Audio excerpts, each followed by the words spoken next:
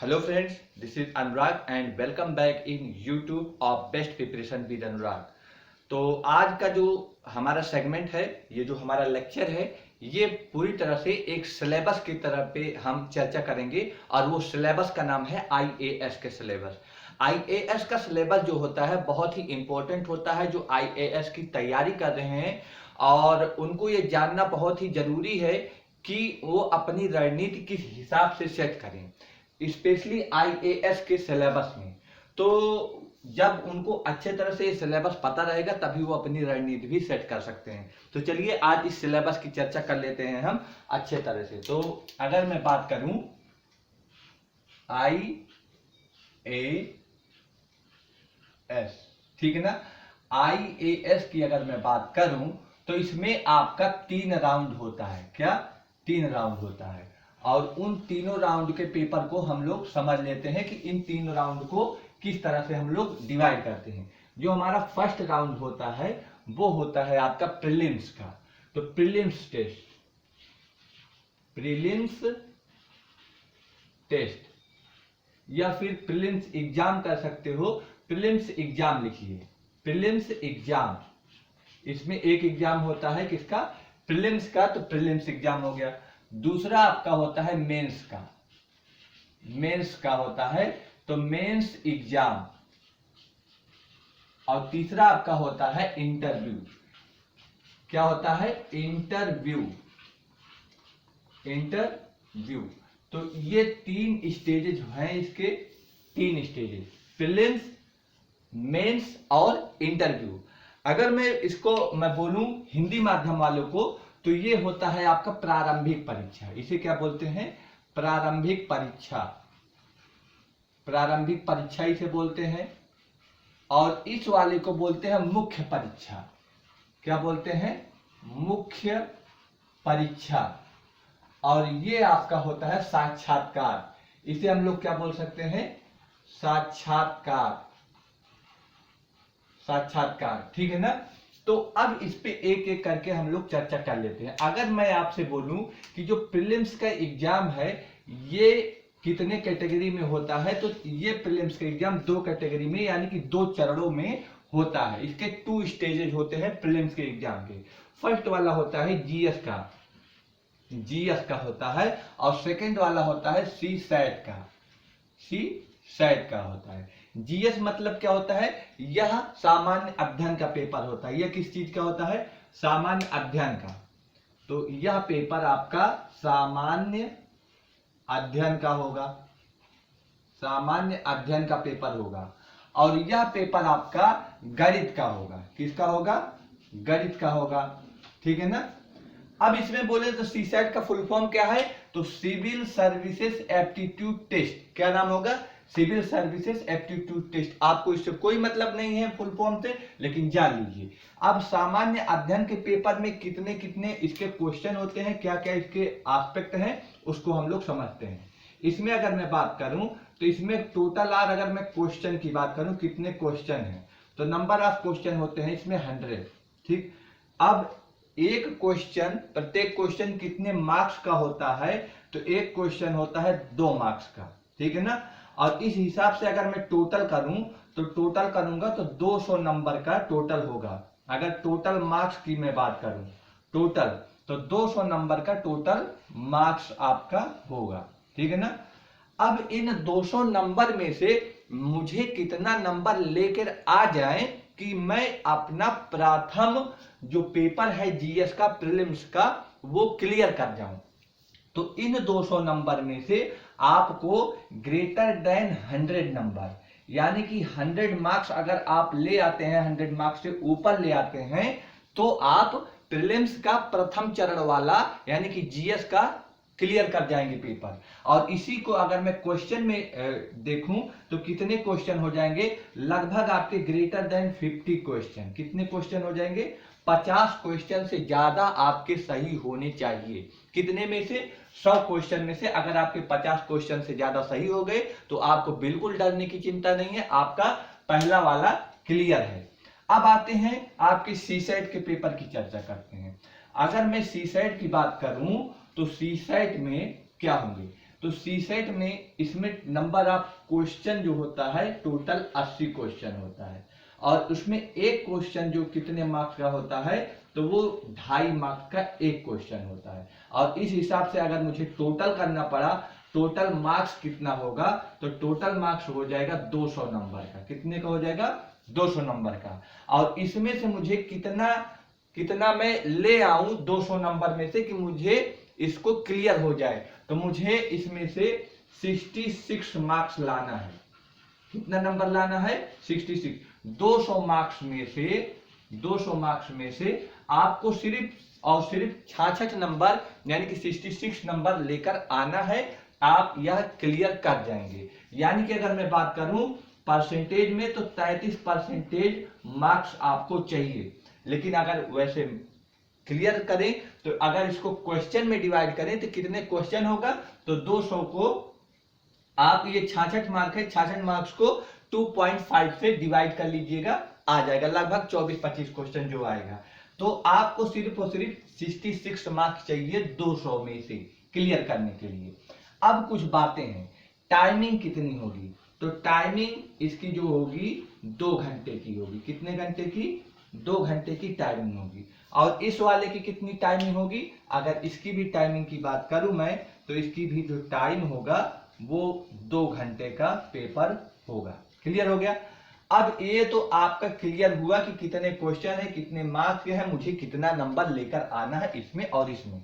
लेकिन एक बात और समझिए, आप दोनों पेपर दिए, दोनों पेपर में अगर आपका सेकंड वाला यानी कि गणित वाला जो पेपर है, यदि ये आपका 66 नंबर से कम आया तो आप नहीं क्लियर कर पाएंगे, पहली बात। दूसरी बात, पहले आपकी कॉपी यही वाला चेक होगी, ये वाली कॉपी नहीं चेक होगी। तो पहले स्टेज में कॉपी में जिनका 66 नंबर से ज्यादा आ गया है वो निकल जाएंगे, और उसके उपरांत इस वाले पेपर की चेक होगा। यानी कि पहले इस वाले पेपर की चेकिंग होगी, इसमें जिन्होंने 66 नंबर से ज्यादा लाया है, उसके बाद उनका ये वाली कॉपी चेक होगा।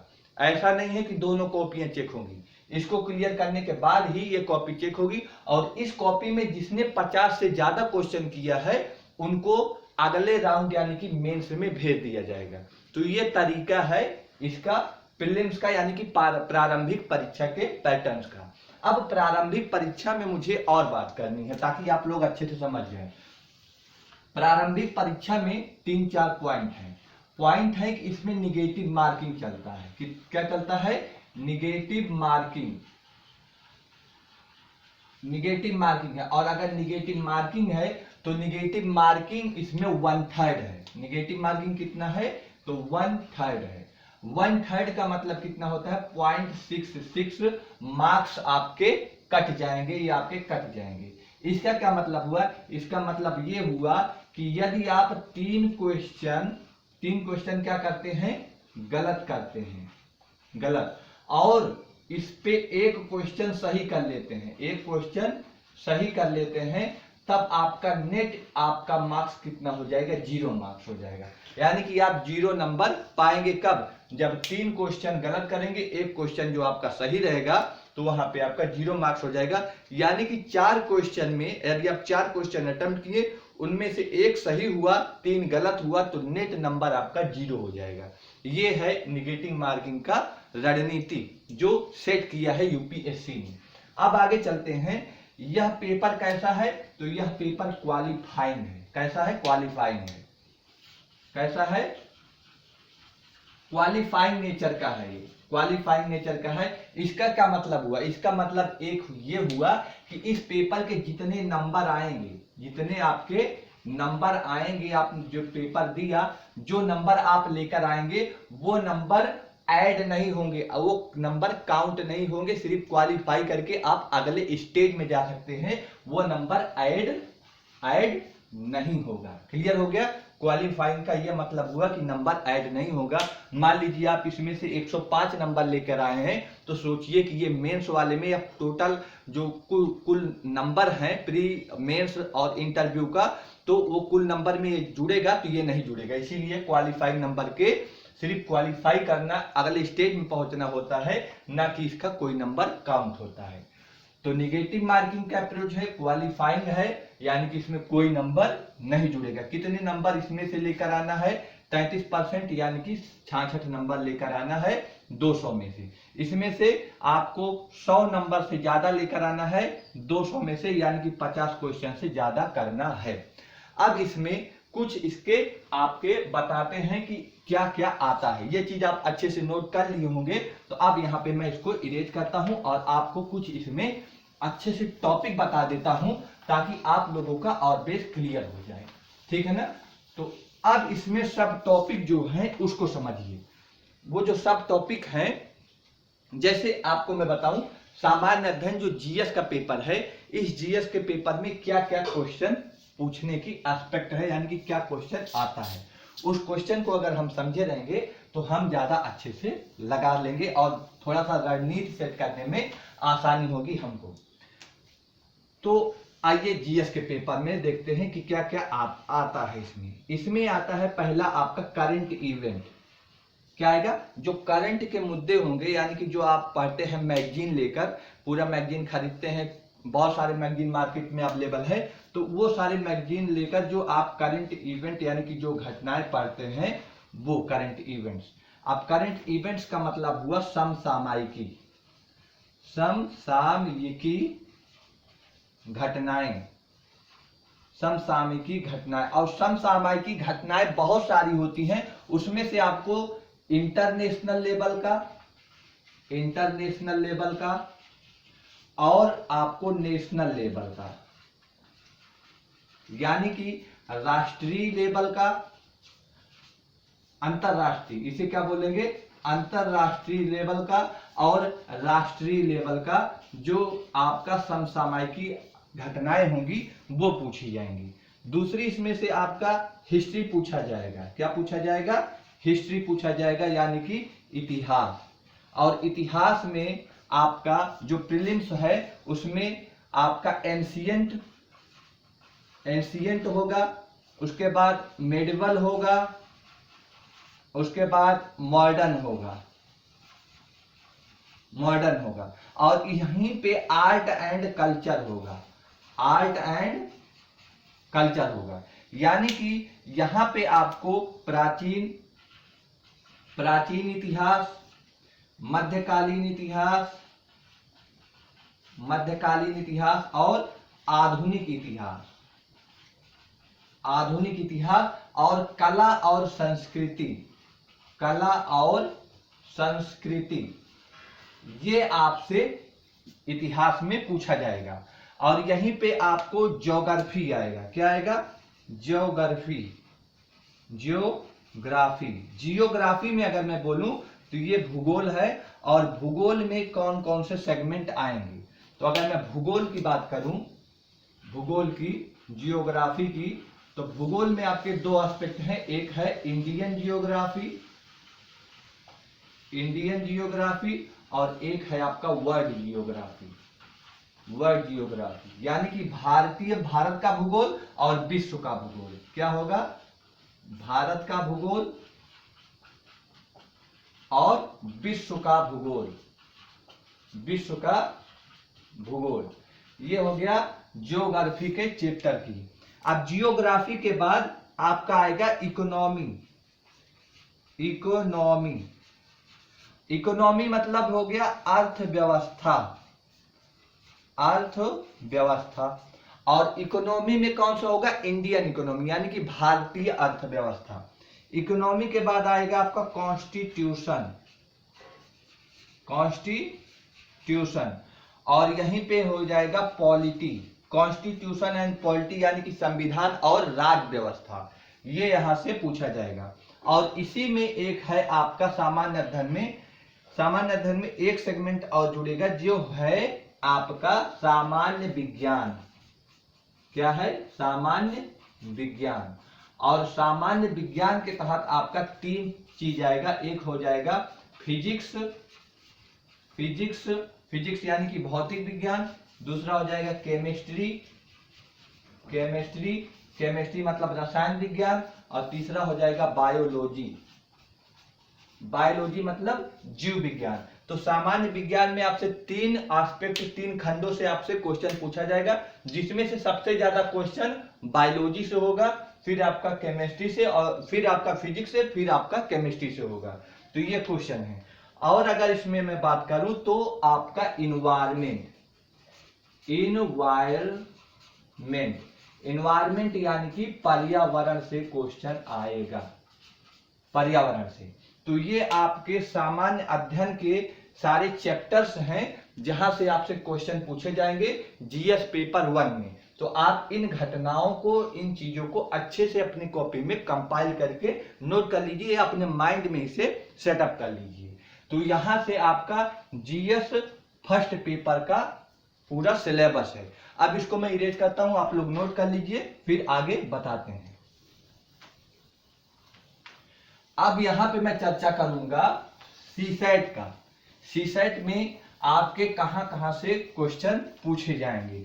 देखिए, थोड़ा सा मैं ज्यादा ब्रीफ में नहीं जाऊंगा, अच्छे से ये चीज समझा देना चाहता हूं ताकि आप लोग कंफ्यूज ना रहें। बस इतना ही मोटिव है मेरा कि आपको बाहर से बस ये समझ में आ जाए कि हाँ, कौन सी चीज कहां से पूछा जाता है। अगर सीसेट में बात करूं तो सीसेट के 3-4 एस्पेक्ट हैं। एक है आपका कॉम्प्रीहेंशन। पहला आप एस्पेक्ट क्या है? कॉम्प्रीहेंशन का है, जो आपसे पूछा जाएगा। तो कॉम्प्रीहेंशन का है, कॉम्प्रीहेंशन का ये है आपका कॉम्प्रीहेंशन का पार्ट, यानी कि परिशिष्ट या फिर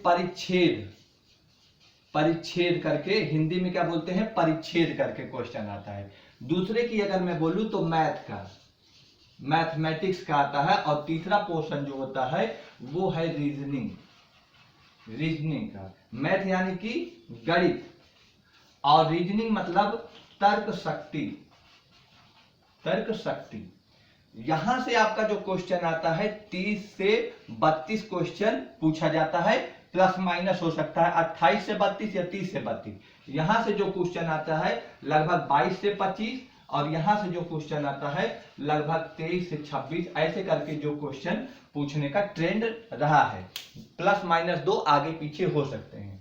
आपको ये टोटल है आपका 80 क्वेश्चन का। टोटल कितना है? 80। इसमें से आपका 200 मार्क्स का ये है, 200 मार्क्स का ये है, जिसमें से आपको लाना है सिर्फ और सिर्फ 66 मार्क्स।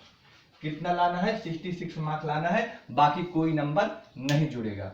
परिच्छेद यानी कि पैसेज बहुत बड़े बड़े रहते हैं, उसमें से आपको क्वेश्चन करना होता है।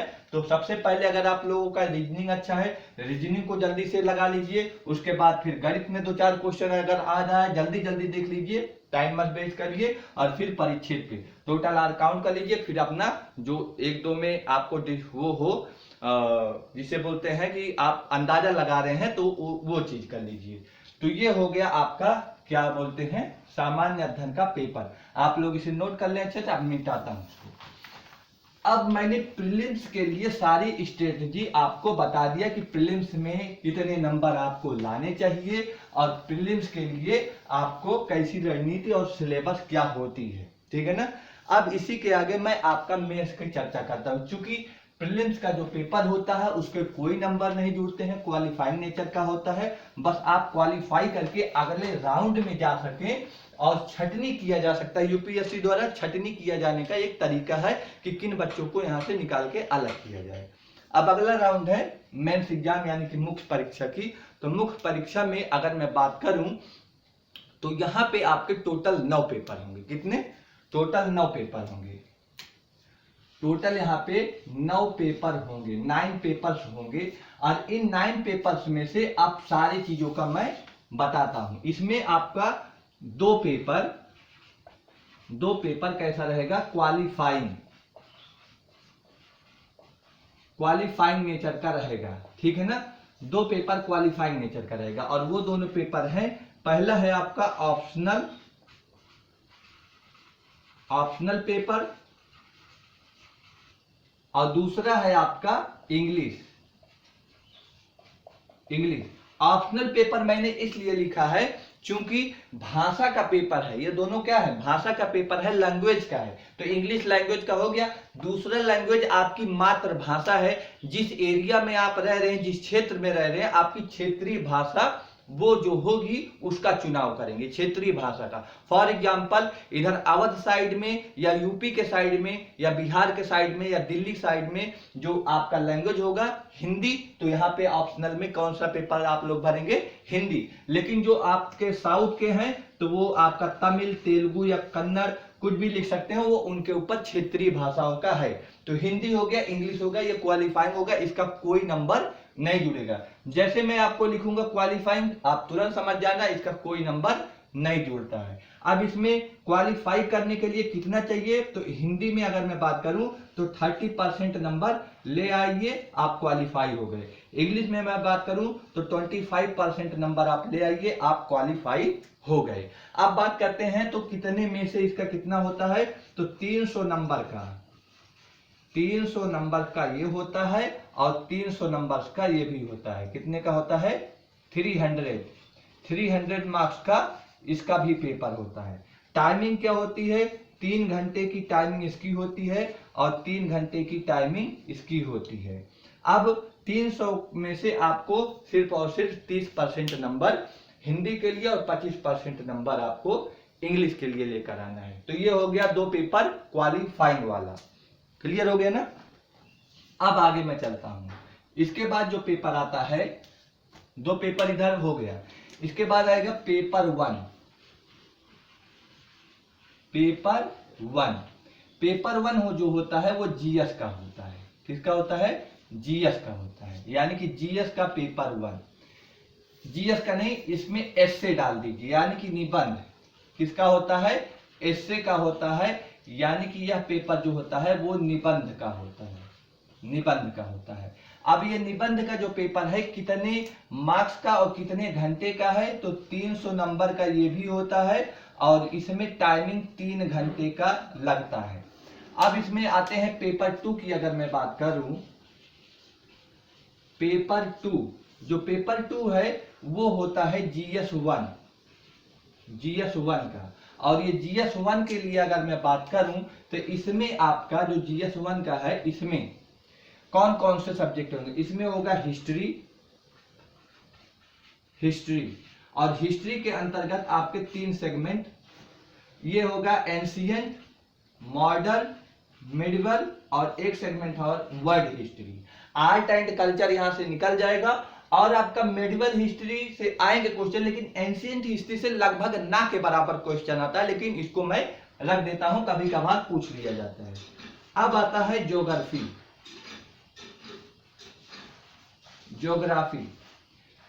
ये लिख देता हूं एंशिएंट, ये लिख देता हूं मेडिवल, और ये है आपका मॉडर्न, और ये है आपका वर्ल्ड हिस्ट्री, ठीक है ना। यानी कि प्राचीन इतिहास, मध्यकालीन इतिहास, आधुनिक इतिहास और विश्व इतिहास, ये इतिहास का है। ज्योग्राफी की अगर मैं बात करूं तो यहां से 2 निकलेगा, इंडियन जियोग्राफी और वर्ल्ड जियोग्राफी, यानी कि भारत का भूगोल और विश्व का भूगोल, ये जीएस के पेपर 1 का हो गया। अब आगे मैं अगर मैं बात करूं तो ये होगा पेपर 3 का, पेपर 3। अब पेपर 3 यानी कि जीएस 2 जो पेपर होगा, ये किसका होगा, जीएस 2 होगा। इसमें जो आएगा आपका क्या क्या आएगा इसके दायरे में, उसको समझते हैं। इसमें आपका आएगा गवर्नेंस का हो गया, कॉन्स्टिट्यूशन हो गया, पॉलिटी हो गया, सोशल सिक्योरिटी हो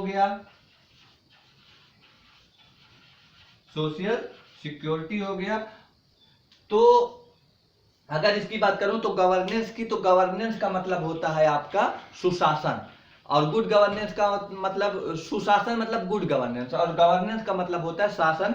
तो यहाँ पे आपसे क्वेश्चन इस रूप में भी, ये जो इसके चैप्टर हैं मतलब खंड है, इस खंड में भी आपसे पूछा जाएगा। तो इसको लिख लीजिए, ये जो गवर्नेंस है इसको बोलते हैं शासन। गवर्नेंस को लिखिए, हिंदी में क्या बोलते हैं? शासन बोलते हैं। और कॉन्स्टिट्यूशन को बोलते हैं संविधान, बहुत गर्मी हो रही है, संविधान बोलते हैं। और पॉलिटी को बोलते हैं राज व्यवस्था। और सोशल सिक्योरिटी को बोलते हैं सामाजिक सुरक्षा। और इसी के अंतर्गत लिख लीजिए एक है IR। क्या है? IR, international relationship. IR, international relationship यानी कि अंतरराष्ट्रीय संबंध। आप लोग इसको लिख लीजिए, अंतरराष्ट्रीय संबंध, इंटरनेशनल रिलेशनशिप। तो ये हो गया GS पेपर 3। अब आगे चलते हैं GS का पेपर 4। पेपर 4, और पेपर 4 मतलब ये हो गया GS का पेपर 3। अब GS के पेपर 3 की अगर मैं बात करूं, सोशल सिक्योरिटी है, तो ये लोग आप लोग समझ लेना कि ये सोशल सिक्योरिटी में लिखा हूं। अगर अब GS 3 की बात करूं तो ये होगा यहां पे आपका इकोनॉमी। पहला सेक्शन क्या होगा? इकोनॉमी। क्या होगा? इकोनॉमी, ठीक है ना। अब इकोनॉमी के बाद यहां पे आपका सेकेंड चैप्टर होगा इन्वायरमेंट। इन्वायरमेंट, इन्वायरमेंट के बाद आपका जो चैप्टर होगा वो disaster and management. Disaster and management होगा, ठीक है ना।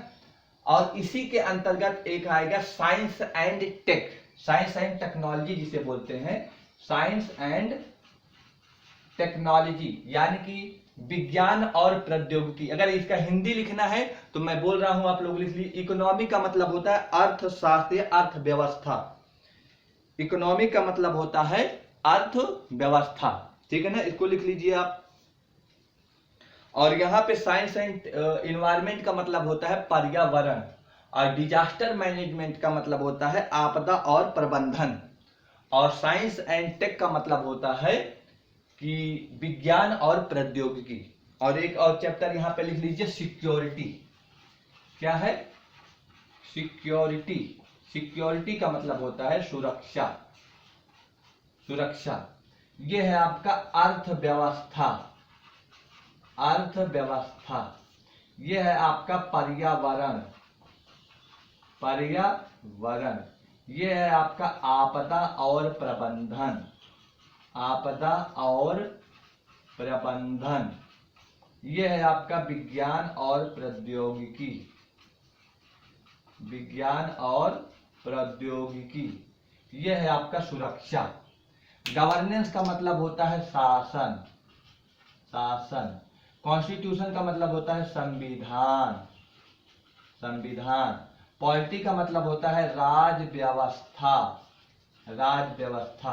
सोशल सिक्योरिटी का मतलब होता है सामाजिक सुरक्षा। सामाजिक सुरक्षा। IR का मतलब होता है अंतरराष्ट्रीय संबंध। अंतरराष्ट्रीय संबंध। तो ये है आपका GS पेपर 4।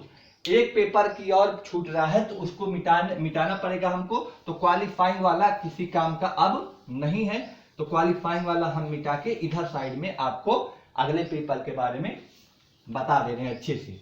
तो कौन कौन से टॉपिक हैं वो भी आप लोग अच्छे से लिख लेना। अब आता है पेपर 4। हो गया है। पेपर 4 के बाद आपका पेपर 5 आएगा। और जो पेपर 5 होगा उसमें बच्चे लोग जो हैं कम नंबर लेकर आ पाते हैं क्योंकि थोड़ा सा टफ पड़ जाता है। तो ये अगला होगा आपका पेपर 4 हो गया ना, पेपर 5। पेपर 5 है यानी कि ये किसके लिए हो जाएगा? GS 3। ये GS 3, तो ये GS 4। GS 4 में आपका कुछ नहीं है, इसमें आपका जो टॉपिक है वो है इथिक्स का। इथिक्स, एप्टीट्यूड, ठीक है ना। इथिक्स है, एप्टीट्यूड है, यानी कि इसे बोलते हैं नीति शास्त्र। नीति शास्त्र, अभिरुचि, सत्यनिष्ठा। तो यहां पे जो आपका टॉपिक आएगा इथिक्स का आएगा, तो यहां पे इसे बोलेंगे नीति शास्त्र। नीति शास्त्र। नीति शास्त्र के बाद इसी में एक आएगा, इसको 60% पोर्शन इथिक्स का ही होता है। और एक होता है case study. Case study. Case study मतलब आपको कुछ केस दिए जाएंगे और वहां पे आपसे पूछा जाएगा कि आप क्या करते हैं इस सिचुएशन में। तो 40% आपका यहां से चांस होगा पूछे जाने की। तो ये होगा आपका पेपर 5 के बारे में बात होगी। अब पेपर 5 के बारे में अगर बात होगी तो इतना सारा चीज आप लोग नोट कर लिए हैं, तो जरा देखिए, 1 paper, 2 paper, 3 paper, 4 paper, 5 paper, 5 paper ये हैं। अब इसके प्रत्येक पेपर के बारे में मैं बाद में और डिस्कस करूंगा। एक पेपर और छूट रहा है जो होता है ऑप्शनल का पेपर। तो यहीं पे मैं साइड में लिख देता हूं optional, optional paper. Optional paper का मतलब होता है वैकल्पिक विषय, वैकल्पिक विषय। वैकल्पिक विषय आप कोई भी ले सकते हैं, जैसे इन्हीं में से इतिहास, भूगोल, संविधान, अर्थशास्त्र, हिंदी साहित्य, आप कुछ भी ले सकते हैं, पॉलिटिकल साइंस कुछ भी ले सकते हैं। तो ये आपका वैकल्पिक विषय है और इसके 2 पेपर होते हैं। इसका एक होता है पेपर प्रथम यानी कि पेपर फर्स्ट, और दूसरा होता है पेपर सेकंड यानी कि दूसरा पेपर।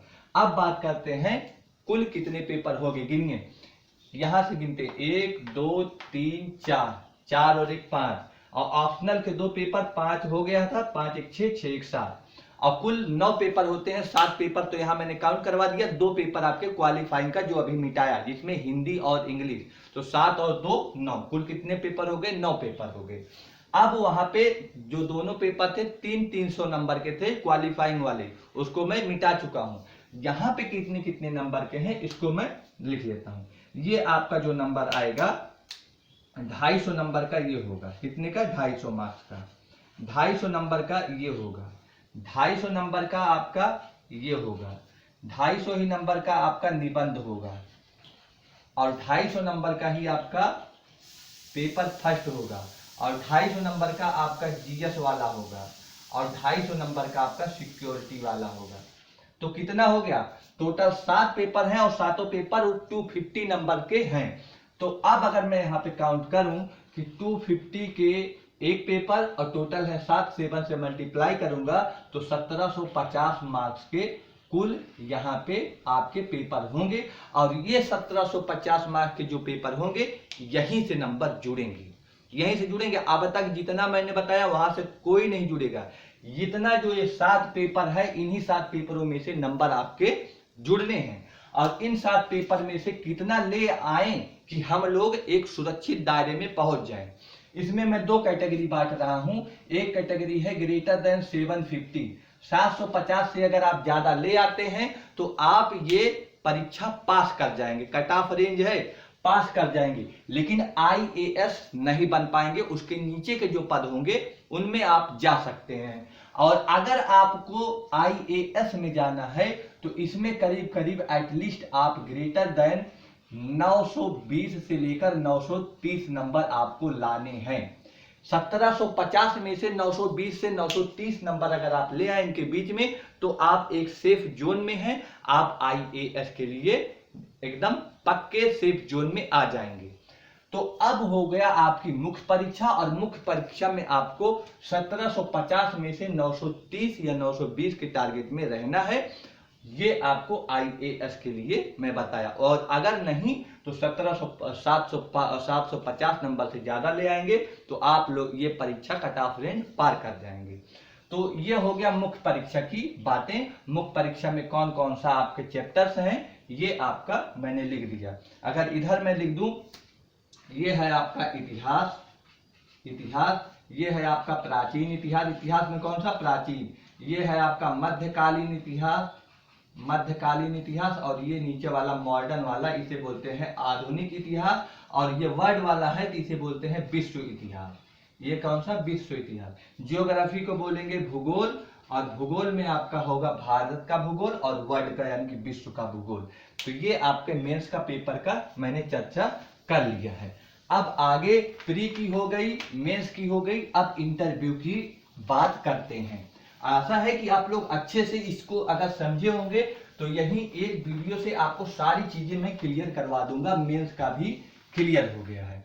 अब आगे करते हैं साक्षात्कार के बारे में बात। तो यहाँ पे जो इंटरव्यू होता है, इंटरव्यू क्या बोलेंगे, इसमें कुछ नहीं होता है, बस एक आपका पर्सनालिटी टेस्ट होता है। क्या होता है? Personality test. पर्सनालिटी टेस्ट होता है, यानी कि आपकी पर्सनालिटी को चेक किया जाता है, आपके माइंड सेट को चेक किया जाता है कि आप किस अवस्था में कैसे उत्तर देंगे। आप जो इस क्षेत्र में जॉब के लिए आ रहे हैं, नौकरी के लिए, जो ये प्रशासनिक सेवा का पद संभालने वाले हैं, उस कैटेगरी के लिए आपका माइंडसेट क्या है, क्या होना चाहिए, तो वही आपका चेक किया जाता है। और साक्षात्कार का जो नंबर होता है वो नंबर होता है 275 नंबर का। कितने मार्क्स का होता है? 275 मार्क्स का टोटल होता है। और यहाँ पे मैं आपको पहले बता चुका हूं कि 1750 मार्क्स का आपका, ये 1750 मार्क्स का आपका मेंस का है। मेंस का यानी कि मुख्य परीक्षा का है। मुख्य परीक्षा का है। मुख्य परीक्षा का 1750 मार्क्स और इंटरव्यू का यानी कि 275 मार्क्स। अगर इसको दोनों को काउंट करेंगे तो ये हमारा बैठ जाएगा 2000, कितना बैठ जाएगा? 5 उतर जाएगा, और यहाँ से 7 5 12 2025 मार्क्स टोटल बैठेगा इंटरव्यू को मिला के। अब 2025 मार्क्स में से हमें कितना लेकर आ जाए कि हम आईएएस के लिए सेफ जोन में हैं, तो आपको याद रखना है कि यहां पर ग्रेटर देन 130 से 140 के बीच में 1030 से 1040 के बीच में अगर आप ले आते हैं नंबर, मार्क्स ले आते हैं, तो आप आईएएस के लिए सुरक्षित हैं, आप आईएएस बन जाएंगे। तो 130 से 140 का जो दायरा होता है ये आपके लिए आईएएस के लिए बेहतर विकल्प है 2025 में से 1030। और मैंने अभी आपको बताया था कि मेंस में आप लेकर आ जाइए 930 नंबर के आसपास।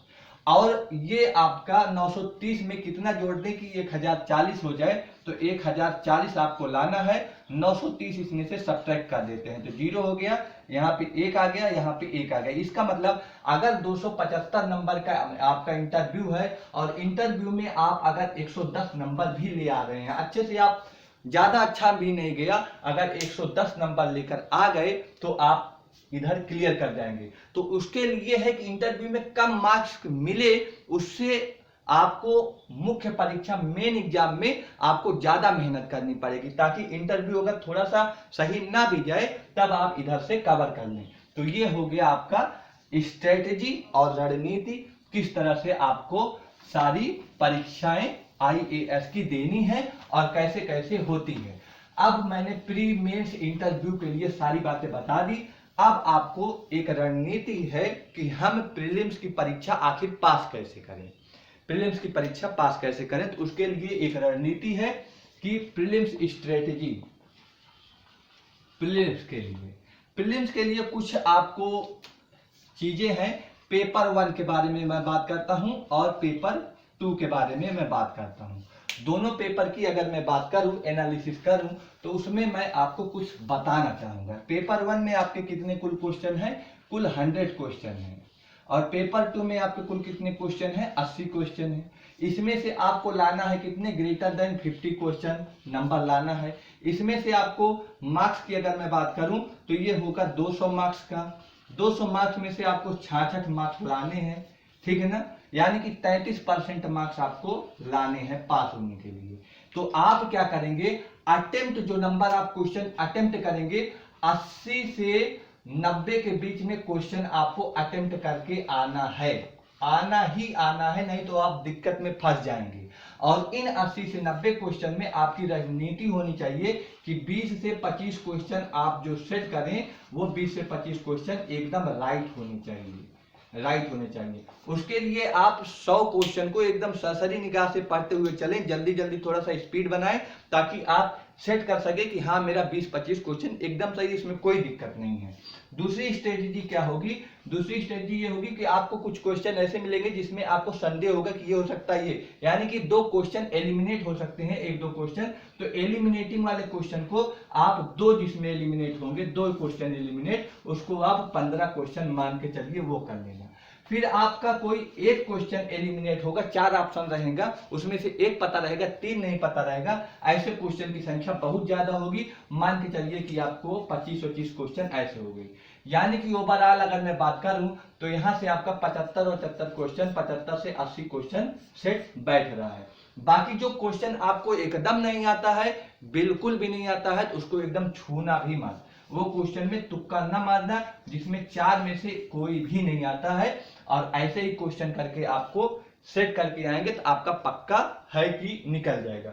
कोई व्यक्ति ऐसा नहीं है जिसको 40 से ऊपर क्वेश्चन पूरा का पूरा सही हो, ऐसा कोई व्यक्ति नहीं होता। इतने फंसाऊ क्वेश्चन होते हैं कि उसमें दिक्कत हो जाती है। यदि आप 20 से 25 क्वेश्चन या 30 क्वेश्चन तक पहुंच जाते हैं तो आपके निकलने के चांसेस बन जाते हैं। अब अगर बात करूं मैं सी सेट के लिए, तो सी सेट में आपका मैंने अभी बताया 3 सेगमेंट होता है। आपका पैसेज होता है, आपका मैथ होता है, आपका रीजनिंग होता है। आपको कुछ नहीं करना है, इनमें से आपका अगर मैथ और रीजनिंग स्ट्रांग है तो आप अगर 25 नंबर से ज्यादा 25 क्वेश्चन से ज्यादा कर लेते हैं तो आप लोग क्या है 25 नहीं, मान के चलिए कि 30 दूना 60, 32 क्वेश्चन, 33 क्वेश्चन। अगर आप लोग 80 का है ना, टोटल क्वेश्चन नंबर 80 है, तो वही है कि 26-26 क्वेश्चन के अराउंड, 26-27 के अराउंड अगर आप लोग कर ले जाते हैं तो आपका निकल जाएगा। स्ट्रेटजी कितनी क्वेश्चन की होती है, तो 80 क्वेश्चन में से आप मान के चलिए कि आप लोग 70 क्वेश्चन जरूर अटेम्प्ट करिए। 70 क्वेश्चन अटेम्प्ट करेंगे तो जिसमें से आपका 35 क्वेश्चन, जिसमें से आपका 10 से 15 क्वेश्चन ऐसे होगा जो आप एकदम सही से सही होगा, राइट होगा। और उसके बाद ऐसे क्वेश्चन होंगे जिसमें संदेह होंगे, तो संदेह वाला भी क्वेश्चन कर लेना। यानी कि नंबर ऑफ पॉसिबिलिटी क्वेश्चन की आप लोग ज्यादा करना, मेरा यही सुझाव है। जितना ज्यादा आप नंबर ऑफ क्वेश्चन करेंगे और वहां से आपके सेफ जोन में जाने की तरीका बढ़ जाएगा। तो ये सुझाव है मेरा IAS प्रीलिम्स 2022 के लिए। और आगे की जो सिलेबस मैंने चर्चा किया है वो बहुत अच्छे तरह से बताया है। तो अगर आपको वीडियो अच्छा लगा हो तो शेयर सब्सक्राइब करिए और कमेंट जरूर करिएगा। ठीक है, बाय बाय।